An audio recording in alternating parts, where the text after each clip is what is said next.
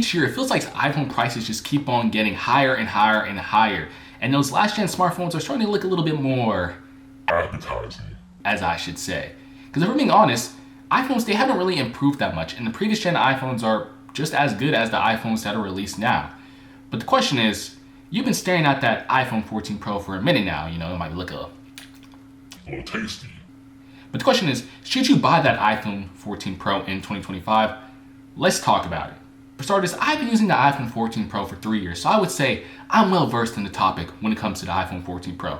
You get 4 colors to choose from: black, white, gold, and deep purple. Out of those 4, I feel like the best colors are gold and deep purple. But let's get into the design of the iPhone 14 Pro. Obviously, I'm not gonna go in depth and ramble on and go on a constant rant about, oh my gosh, titanium, steel, all this stuff that Apple has done. Because guess what? The iPhone 14 Pro looks exactly like its brothers. I mean, it hasn't really changed that much significantly.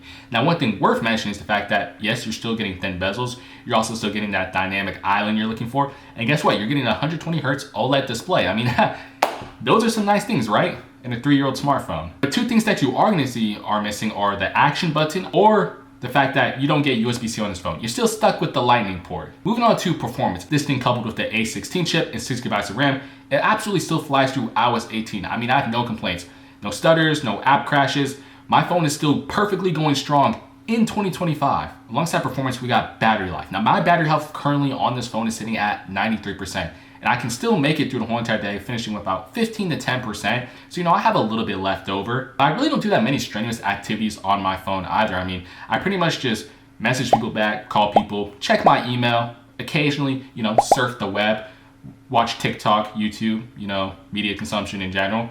But outside of that, I mean, the battery life on my phone is still perfectly fine to this day. So next, let's talk about the camera. Now, you are getting a triple camera system. The main camera is 48 megapixels. Then you get an ultra wide and telephoto. And I think the camera system on this phone is still on par with the other phones of 2025. Especially if you're just casually taking selfies, videos, and photos. You don't necessarily care about all the pro features you see in the newer gen smartphones. And I feel like this phone's camera system is still perfectly suitable for 2025. Now, software support on this phone. This phone will be receiving software updates to at least 2027 and potentially 2029. So you're still getting a nice 2 years out of this phone and potentially another 4 years, which is hopefully another 4 years, because that would be nice, Apple. I mean, a lot of people don't want to upgrade, but you still have some leeway when it comes to software updates. So what's the verdict then? Should you buy an iPhone 14 Pro in 2025?